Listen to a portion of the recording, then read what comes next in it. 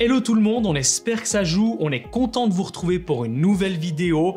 Et aujourd'hui, c'est une vidéo un peu spéciale, parce que vous le savez, on a l'habitude sur YouTube, Alexis et moi, de faire la rencontre de certaines créatrices ou créateurs qui sont étroitement liés au milieu de l'horlogerie et qui même par moments ont créé leur propre marque de montre. Faut vous douter que quand on est amené à rencontrer ces personnes-là qui, comme l'a dit Jonas, gravitent dans le milieu de l'horlogerie, ça se passe souvent soit autour d'un café, parfois même un petit restaurant, enfin, vous voyez un peu le genre, et durant ces occasions-là, il s'avère que parfois ça peut donner des conversations hyper intéressantes, voire même très inspirantes. Et du coup, Jonas et moi sommes toujours un petit peu frustrés de savoir qu'on n'a pas toujours une GoPro fixée sur la tête pour pouvoir vous partager ces moments-là. Vous me direz quelque part, heureusement. Et du coup, c'est un peu frustrant de se dire que vous n'avez pas la chance d'avoir ces moments privilégiés que Jonas et moi avons, des moments de discussion avec des personnes hyper intéressantes. Et il y a très peu de temps, on a eu la chance et l'occasion de rencontrer Olivier de la marque Oligo. Comme on vous l'a dit tout à l'heure, on a fait cette première discussion pour le rencontrer, qui a duré presque 2 heures, et c'était hyper inspirant, on a appris beaucoup de choses. On s'est dit, bah tiens, c'est le moment de collaborer ensemble, de faire une vidéo, et du coup, nous sommes allés à Munich pour tourner le prétexte, et ça, c'était hyper cool. Enfin, vous allez découvrir tout ça après, et voilà pourquoi on est fiers dans cette vidéo de pouvoir vous partager la discussion que j'ai eue avec Olivier, le créateur de la marque Oligo. Alors, branchez vos meilleurs écouteurs, mettez le son bien fort et profitez de cet instant. Start it up.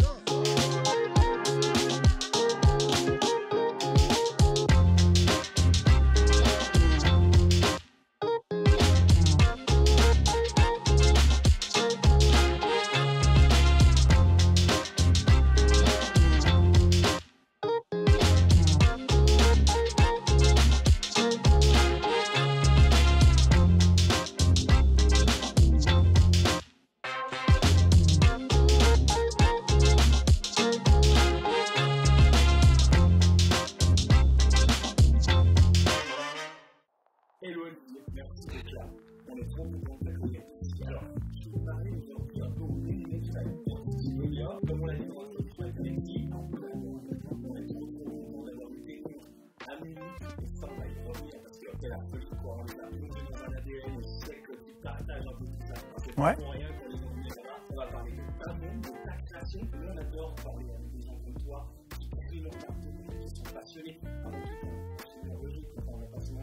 Complet.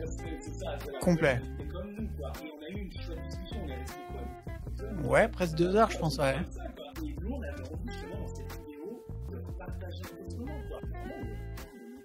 En fait, c'est un nom qui m'a toujours suivi quasiment. C'est le nom que mes potes me donnaient quand j'étais petit. Voilà, Olivier Go. Oligo. C'est la contraction de mon prénom, de mon nom de famille.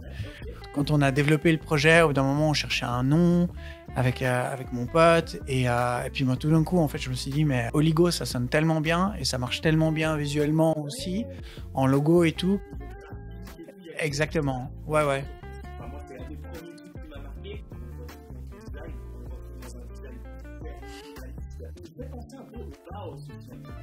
Ouais.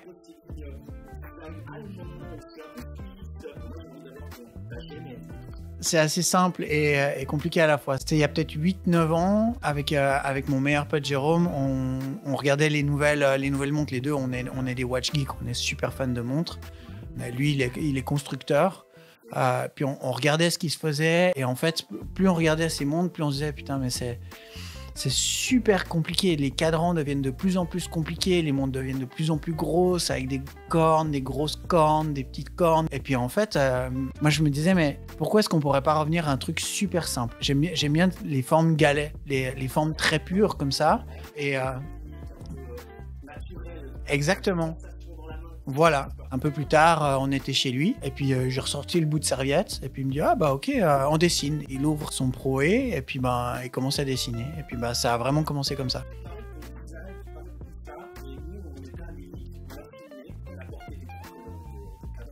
Ouais.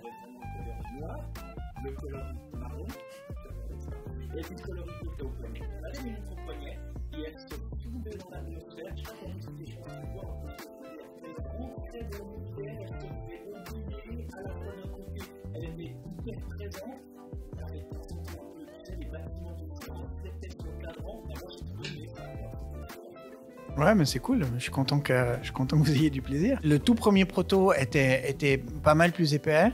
Et du coup, on a pas mal bossé pour l'affiner. On a eu... Ouais, oui. On a eu 2-3 discussions bien musclées avec mon pote où je disais non, faut faire plus fin. Puis arrête, on n'arrive pas. Et puis à la fin, on a quand même réussi. On est arrivé au 9 mm qu'on a maintenant. Quand j'ai emboîté la toute première pré-prod, qui est celle-là, c'était juste avant Noël. C'était genre le 21 décembre de l'année dernière. Après, je suis parti en week-end à la montagne, justement. Et là ouais, ça a été fou, quoi.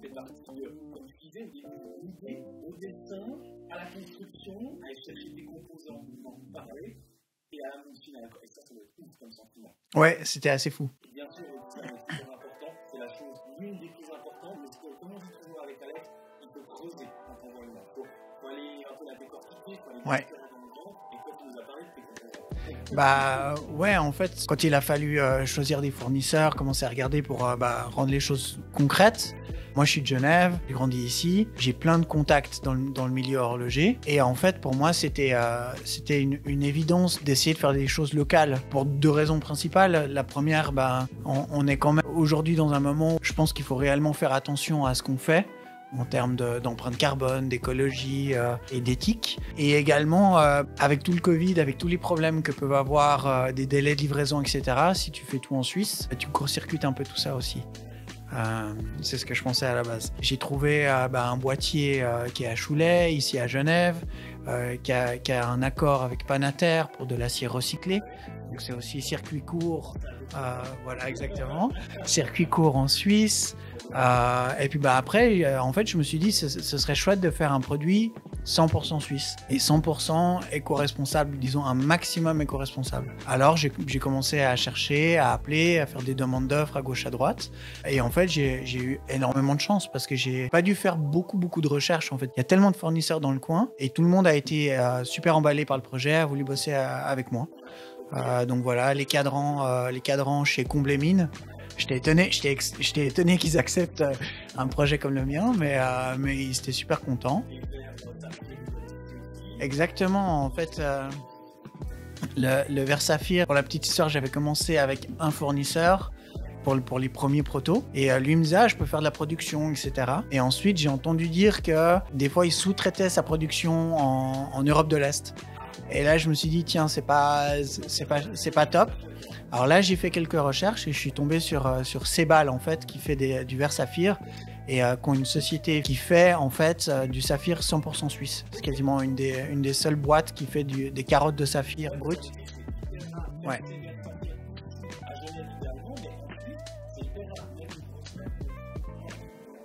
On le sait, il n'y a pas de secret. Ça prouve qu'en fait, en cherchant un peu, en ayant cette volonté de base, c'est pas impossible. Après, c'est clair, c'est un certain coup tout ça. Hein tu me fais rire parce que tu me regardes avec des yeux. Bah oui.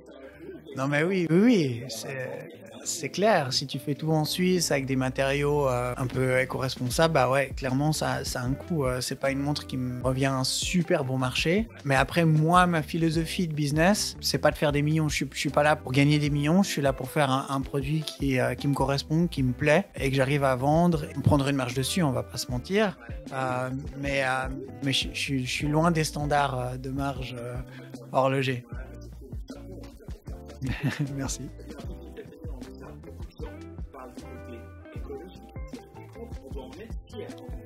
Bah oui.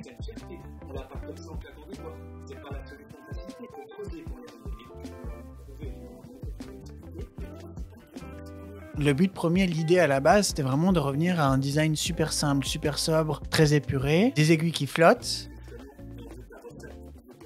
Ah. Bah en fait, c'est cette fameuse première nuit où on a commencé à dessiner sur Proé avec mon pote. Moi, j'avais envie de bosser avec des disques pleins qui remplacent l'aiguille des minutes, l'aiguille des heures, pour faire des jeux de lumière, de couleurs, de formes, exactement. Mais en fait, quand tu regardes une montre, tu te rends compte que l'aiguille des heures, elle est dessous, l'aiguille des minutes, elle est dessus. L'aiguille des heures est plus courte que l'aiguille des minutes. Donc si tu utilises des disques pleins, bah, tu te retrouves en fait à plus voir les heures. Alors après, tu peux inverser, mais d'un point de vue lecture d'heures, c'est pas intuitif. Moi, j'avais pas envie qu'on doive réfléchir longtemps avant de pouvoir lire l'heure. On s'est dit, faudrait bosser avec des disques de verre ou avec des disques transparents. Et puis là, on s'est gratté la tête un bon moment, mais qui sait qui peut faire ça, comment on peut faire ça. Et puis mon pote, il habite à Versoix. Tout d'un coup, il me dit, ah, mais en fait, la boîte en bas de chez moi, littéralement en bas de l'immeuble, il travaille avec du verre. Il travaille sur des plaques de verre très fines, des disques, etc. On n'a qu'à aller les voir. Donc on continue à dessiner, on fait des premiers plans, on toque à la porte quelques semaines après. Et en fait, le directeur de la boîte a été emballé par le projet. Un bon Genevois. Ouais, monsieur Hugo, génial. On va vous aider. C'est super votre projet. C'est super. Ah ouais, les premiers, moi je vous les fais pour les protos, on vous aide. Pas de problème. Des verres de 0,2, 0,3, d'épais, pas de problème. Le vrai point bloquant, il a été délivré d'un coup.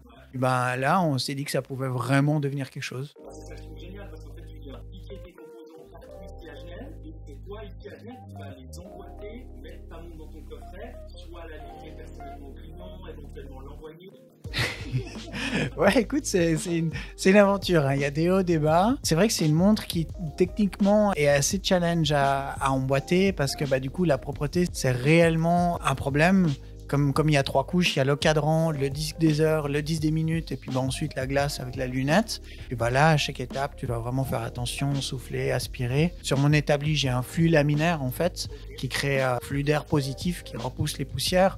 Donc ça m'aide beaucoup de patience, beaucoup de minutie. Je fais tout à la loupe, je contrôle tout à la loupe, je souffle, je nettoie. Ouais.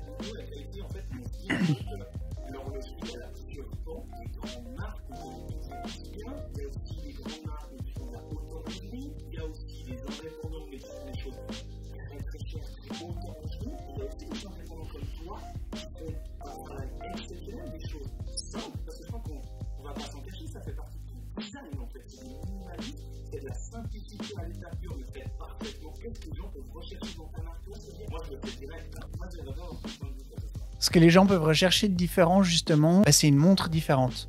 Et c'est quelque chose qui se trouve pas beaucoup. On a fait vraiment le choix délibéré de pas mettre de logo sur le cadran, pas de marque. C'est pas le but d'avoir une montre statue. Le but, c'est vraiment le plaisir de porter un objet design pour soi. Exactement. Avec une touche de magie des aiguilles qui flottent et finalement juste un produit qui soit beau, conçu de manière éthique, qualitatif et puis qu'on peut s'approprier très facilement.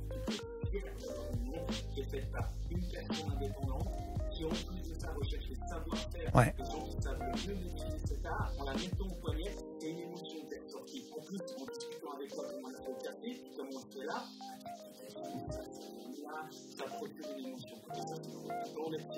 Écoute, merci, ouais. Moi, j'ai regardé un peu en détail ton bracelet. Haha.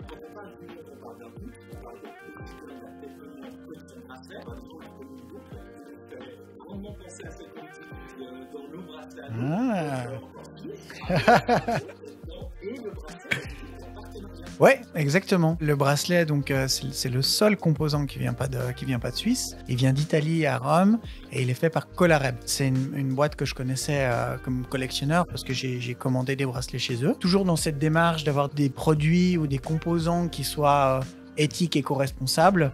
Moi, je cherchais soit un matériau vegan, bien que je sois pas vegan moi-même, mais voilà, pour les bracelets, je trouvais chouette de bosser avec du vegan, soit au moins qu'il soit vraiment local. Et puis je suis allé dans les noms de la place de Genève pour trouver des bracelets et ils ont du vegan. Mais par contre, c'est du cactus, c'est de l'ananas, c'est des choses qui viennent de très loin. Ça représentait pas ma démarche. Puis finalement, en allant voir Colareb, je me suis rendu compte qu'ils avaient toute cette gamme animal free, éco-responsable. Et puis j'ai commandé des bracelets pour faire un essai. Et quand je les ai reçus, je les ai vus. En fait, ça m'a tout de suite plu. Exactement. Alors moi, je suis un grand fan du Nubuck. Ouais, j'adore ça.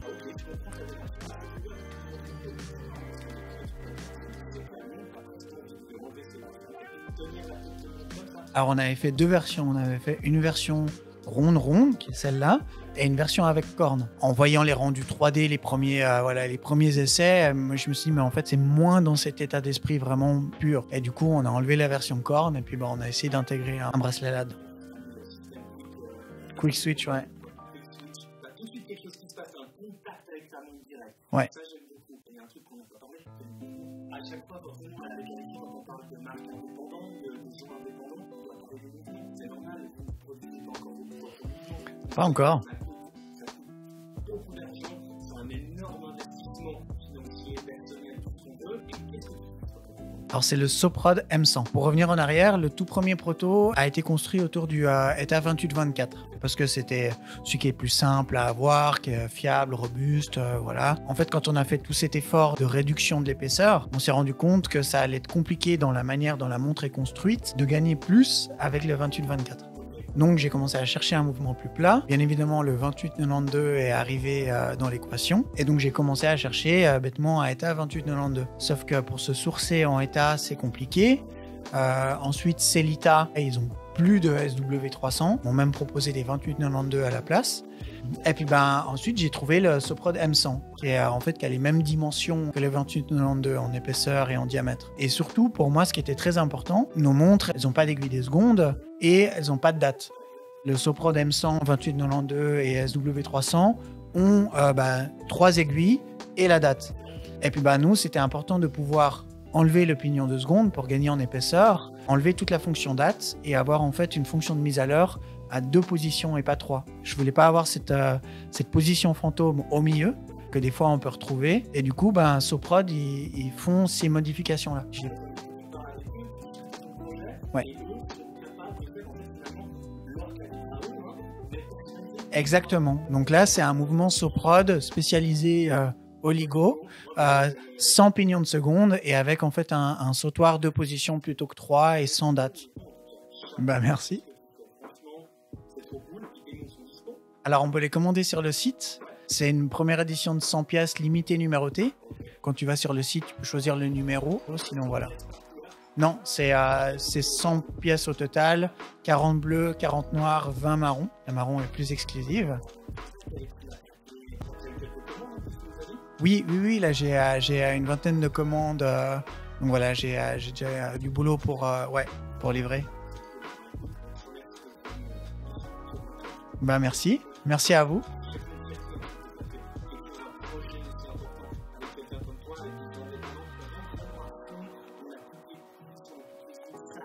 Ouais. À fond. Cool. Merci beaucoup.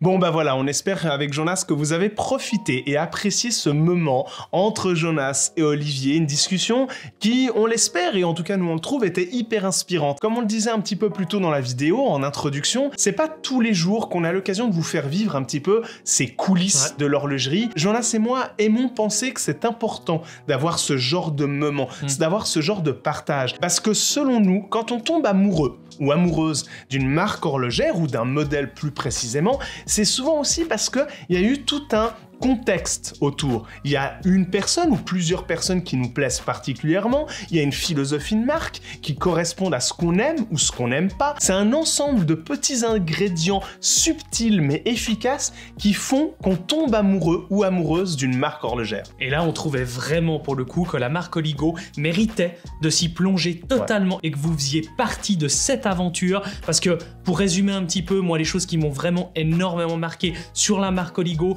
c'est déjà le fait que le style graphique qu'il a utilisé, Olivier, dans ses créations sont proches du Bauhaus allemand ou du minimaliste à la japonaise. Et ça, c'est hyper cool. Ça nous parle. Et en plus de ça, un truc qui, moi, m'a foutu sur le cul, on peut dire ça ainsi, pour une montre à un peu plus de 2000 francs suisses, il fait toute la tête de montre en Suisse. Il prend les meilleurs savoir-faire qui se font et tout est là-dedans. Et ça, c'est vraiment très cool. C'est un souci du détail et un souci de finition qu'on retrouve même plus quasiment dans des très très grandes manufactures suisses ou genevoises. Donc finalement, ça prouve bien une chose, c'est qu'Olivier, avec sa marque Oligo, cherche vraiment à avoir quelque chose de très subtil, de très réfléchi en matière de code esthétique et également faire quelque chose de très bien fini et très qualitatif. Et pourtant, comme vous l'avez un peu compris durant la conversation de Jonas et Olivier, vous voyez qu'ils s'en vantent pas plus que ça. C'est quelque chose de très subtil. Et pour moi, ça prouve une chose, c'est qu'Olivier, il est ultra sincère dans sa démarche. Vous l'aurez compris, on est complètement conquis. Comme finalement, c'est le cas à chaque fois qu'on a l'habitude de rencontrer des gens passionnés, passionnants, qui créent leur marque, qui font des trucs complètement dingues. Ouais, qui ça match. Et comme tu l'as dit tout à l'heure, des gens qui s'en vantent pas, on sent que c'est fait pour les bonnes raisons, et ça nous fait plaisir. Donc comme on vous le répète souvent, allez-y, foncez s'il y a le coup de cœur qui est là, parce que ces montres-là, ces gens-là, quand ils auront pris en notoriété, qu'ils seront allés très loin, on sait pas où ils vont aller. En tout cas, là, on sait où ils sont. Olivier est ici à Genève, ces montres sont disponibles, et comme d'habitude, on vous met les liens dans la description. N'hésitez pas à nous suivre, à liker cette vidéo, à la partager. Et comme d'habitude, on se retrouve sur une prochaine vidéo. Et n'oubliez pas, d'ici là, soyez à l'heure.